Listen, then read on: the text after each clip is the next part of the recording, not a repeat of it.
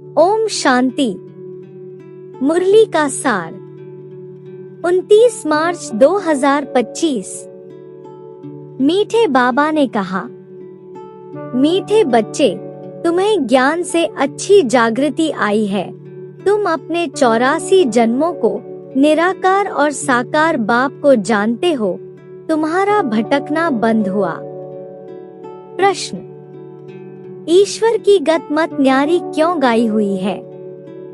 उत्तर, पहला, क्योंकि वह ऐसी मत देते हैं जिससे तुम ब्राह्मण सबसे न्यारे बन जाते हो।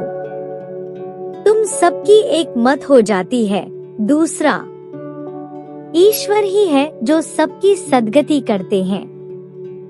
पुजारी से पूज्य बनाते हैं, इसलिए उनकी गत मत न्यारी है जिसे तुम बच्चों के सिवाय कोई समझ नहीं सकता। धारणा के लिए मुख्य सार। नंबर 1, रचयिता और रचना का ज्ञान सिमरण कर सदा हर्षित रहना है। याद की यात्रा से अपने पुराने सब कर्म बंधन काट कर्मातीत अवस्था बनानी है। नंबर 2, ध्यान दीदार में माया की बहुत प्रवेशता होती है, इसलिए संभाल करनी है। बाप को समाचार दे राय लेनी है, कोई भी भूल नहीं करनी है।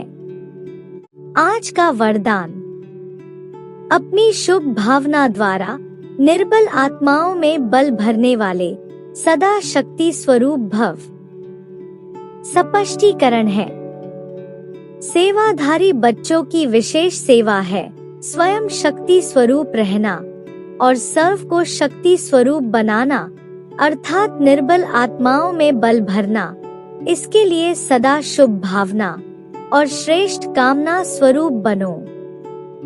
शुभ भावना का अर्थ यह नहीं कि किसी में भावना रखते रखते उसके भाववान हो जाओ, यह गलती नहीं करना।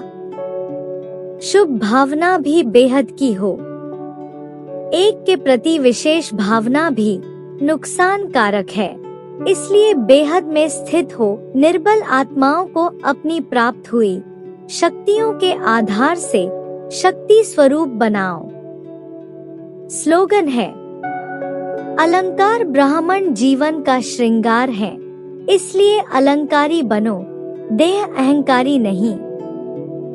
ओम शांति। अव्यक्त इशारा, सत्यता और सभ्यता रूपी कल्चर को अपनाओ। कई बच्चे कहते हैं, वैसे क्रोध नहीं आता है, लेकिन कोई झूठ बोलता है तो क्रोध आ जाता है। उसने झूठ बोला, आपने क्रोध से बोला, तो दोनों में राइट कौन? कई चतुराई से कहते हैं कि हम क्रोध नहीं करते हैं, हमारा आवाज ही बड़ा है, आवाज ही ऐसा तेज है।